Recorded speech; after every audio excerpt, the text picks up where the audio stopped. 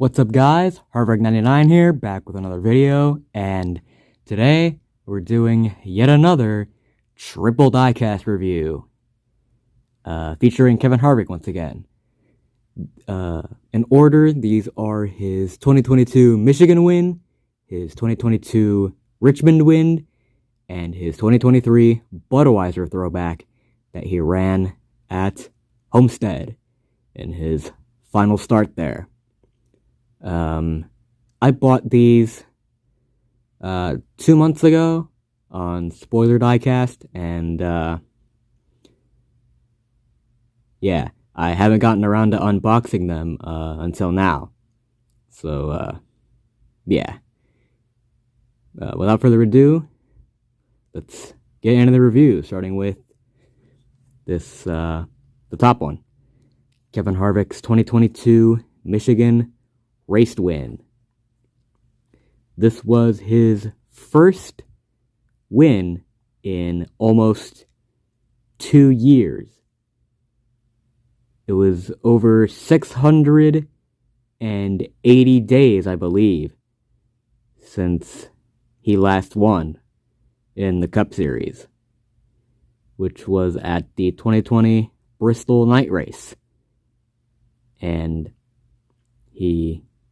And Michigan 2022 was the race where he finally broke through and snapped that winless streak. I talked too much. Let's take this thing out of the box.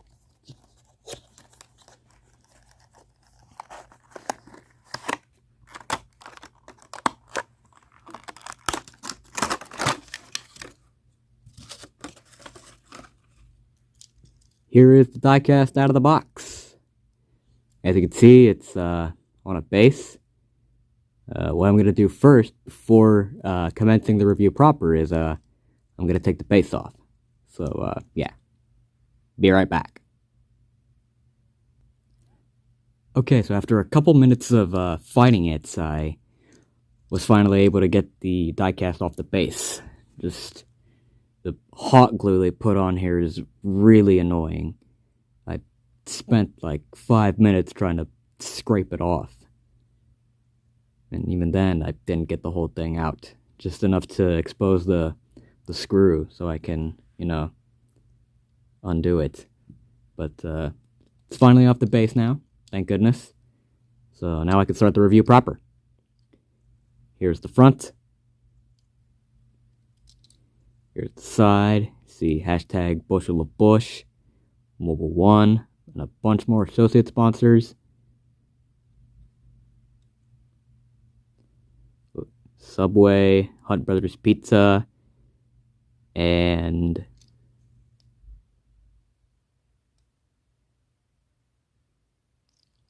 can't quite make out what that says, but yeah. Here's the back. See Bush Light, if it'll focus. There we go. Right side, same as the left. Here's the top. Bush Light Apple on the hood. Mobile One on the roof. Then Bush Light Apple again on the deck lid. And here's the bottom.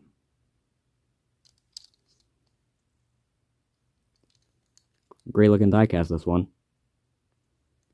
Now I'll set it aside and move on to the next diecast in the review. This is Kevin Harvick's 2022 Richmond race win diecast. He won this race the week after winning at Michigan, which definitely came as a surprise. He goes over almost 2 years without winning, and then he suddenly wins 2 in a row, which, yeah, that was definitely a surprise, to be sure, but a welcome surprise. And little did we know at the time, those would be the final 2 wins of his career, which is a shame, but at least he went out with a bang.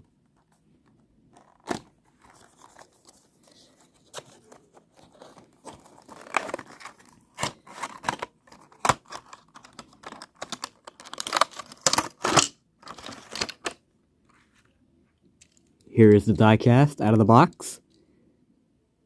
Here's the front.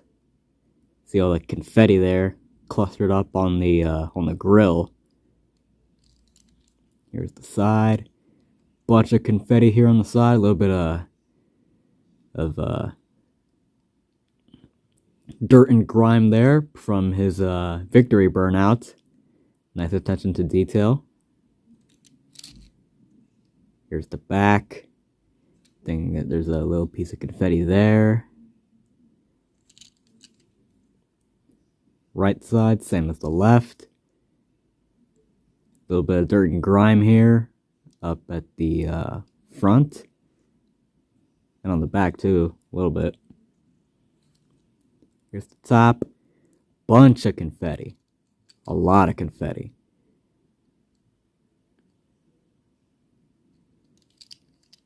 And here's the bottom.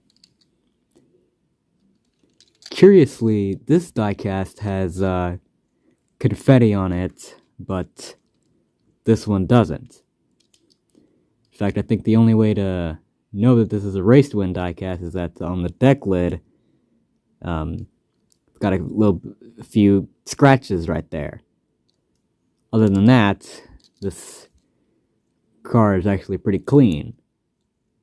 Which, I mean, did it not have any confetti on it after Victory Lane? Did it all get blown away by the wind? Let me know. But anyway, yeah, really glad to have this in my collection.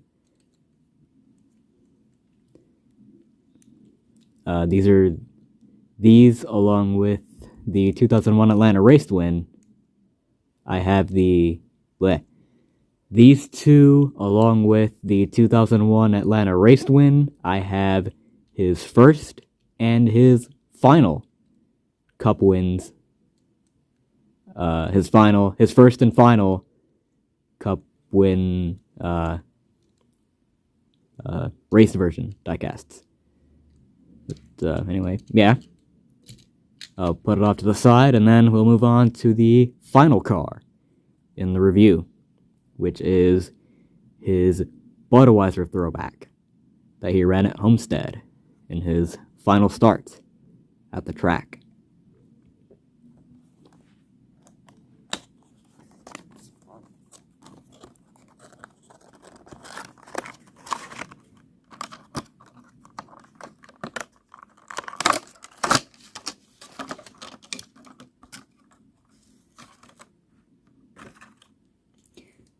Here's the diecast out of the box.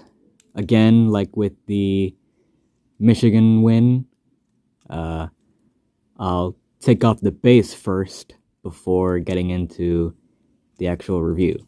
So, be right back. Alright, I'm back, and here's the diecast off the base. This one was a lot quicker to take off. The hot glue over the screws actually cooperated this time, and the whole thing came off. So I was able to get the screwdriver in there and get the screws off and take the car off the base. So anyway, let's begin the review proper. Here's the front. Here's the side. See that the Budweiser can, Budweiser logo, and then all the associate sponsors on the quarter panel. Here's the back, Budweiser. Right side, same as the left.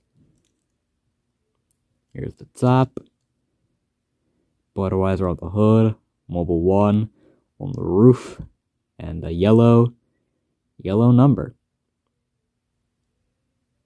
And then the Budweiser can on the deck lid. And here's the bottom. This car is a throwback to Kevin Harvick's 2014 Cup Series Championship. This is the paint scheme that he won the 2014 championship in. And when this throwback was revealed for Homestead, I, along with the entire Kevin Harvick fan base, were excited, pumped. We deluded ourselves into thinking Kevin Harvick was going to win that Homestead race. Everyone was a Kevin Harvick fan that day. We all wanted, don't lie, we all wanted Kevin Harvick to win that race. Don't lie. But, yeah, anyway. This paint scheme is absolutely beautiful, and I'm so glad to have it in diecast form. It's absolutely stunning, and looks great with all these other Kevin Harvick diecasts that I reviewed. So, that's another triple Kevin Harvick diecast review in the books.